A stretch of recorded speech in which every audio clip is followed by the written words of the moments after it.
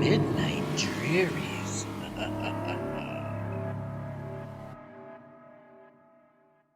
The number 13 has always been considered unlucky by many cultures around the world. In the United States, it is believed that buildings do not have a 13th floor, and some people are terrified of Friday the 13th. But what if the number 13 was more than just a superstition? What if it was a force that could control and manipulate people's lives? Sophie was a skeptic. She did not believe in superstitions or anything supernatural. She was a scientist and believed in facts and evidence. But that was before she moved into apartment 13B. At first, everything seemed normal. The apartment was spacious and affordable, and Sophie was happy to have found it. But then strange things started happening. The lights flickered, the faucet dripped no matter what the building's maintenance man did, and Sophie could hear whispers in the middle of the night.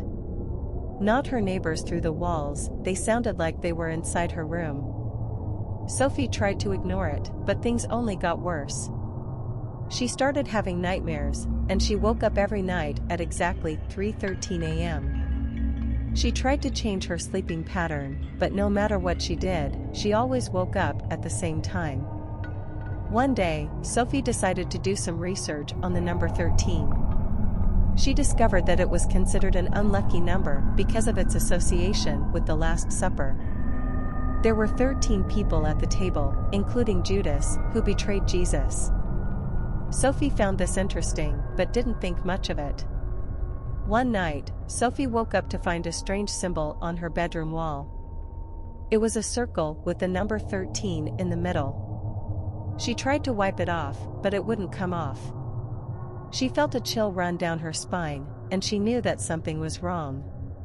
Sophie started to feel like she was being watched.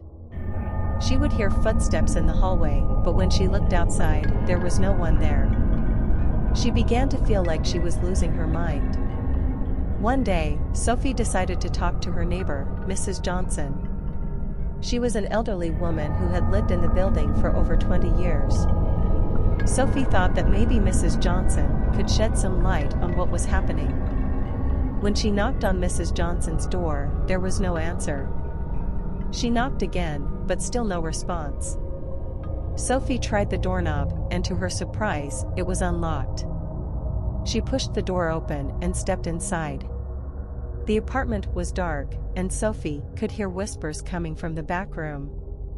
She slowly made her way to the source of the noise.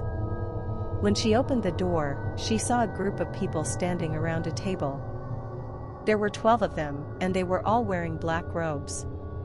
Sophie froze. She didn't know what to do. Then, one of the figures turned to her and said, "Welcome, Sophie. We've been waiting for you." Sophie felt a cold sweat run down her spine. She tried to run, but she felt like she was moving in slow motion.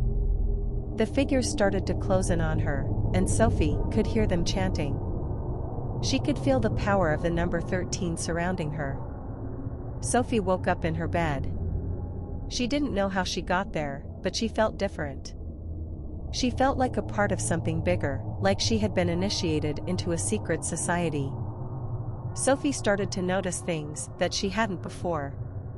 She saw the number 13 everywhere. It was on the clock, in license plates, in phone numbers. It was like the number was following her, watching her every move.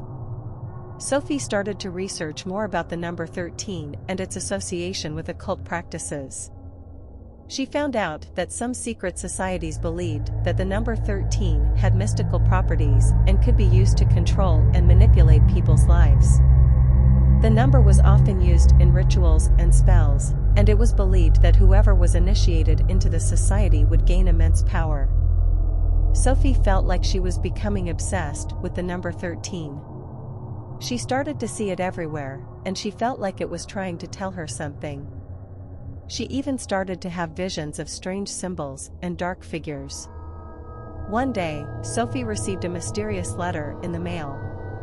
It was an invitation to a secret society that promised to unlock the full potential of the number 13.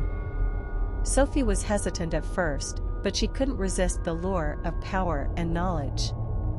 Sophie went to the address on the letter, which led her to a hidden location in the city. When she arrived, she saw a group of people wearing black robes, just like the ones she had seen in Mrs. Johnson's apartment.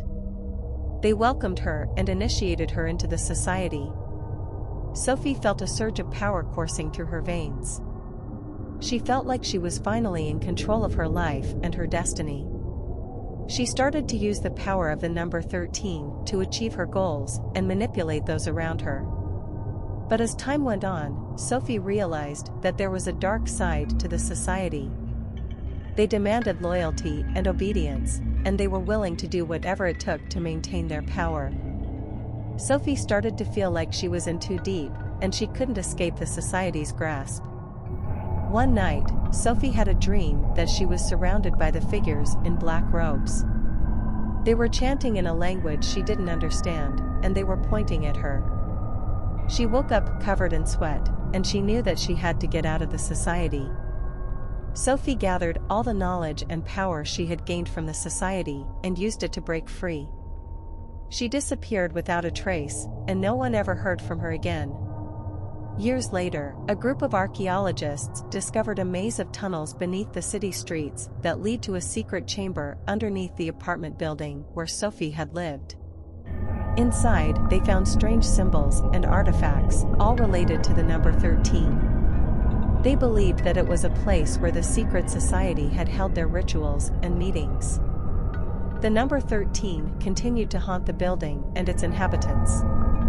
People reported strange occurrences and unexplained phenomena. Some believed that the society was still active and that they were using the building as their headquarters. The number 13 had taken on a life of its own, a force that controlled and manipulated those who dared to challenge its power. And for Sophie, it was a lesson learned too late, that some things are better left untouched, and some secrets are better left buried.